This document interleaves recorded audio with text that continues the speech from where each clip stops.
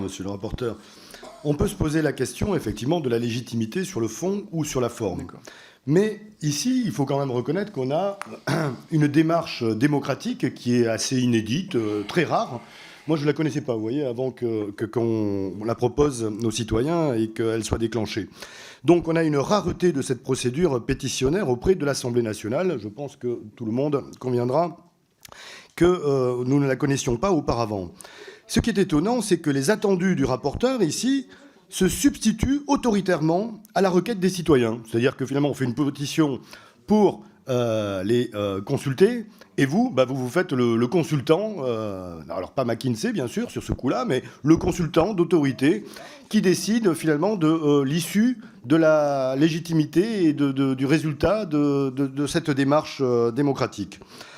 L'expression de la volonté populaire doit s'exprimer avec un avis, une opinion, et ici, les avis des orateurs se prévalent du vote des pétitionnaires. Alors, pour moi, c'est un déni de démocratie absolu, mais enfin, on commence à avoir beaucoup l'habitude. Hein. La dictature, c'est ferme ta gueule, la démocratie, c'est cause toujours.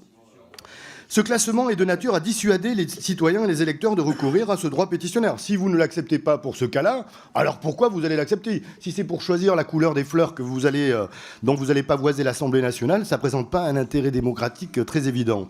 Et vous craignez quoi? Les conclusions d'un examen parlementaire?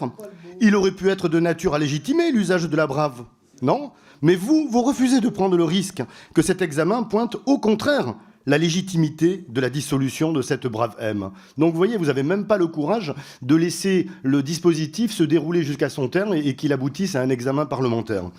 Vous avez décidément un vrai problème avec le peu d'expression démocratique que nos institutions ont abandonné au peuple français. Et vous continuerez à feindre la déploration de la désaffection des urnes par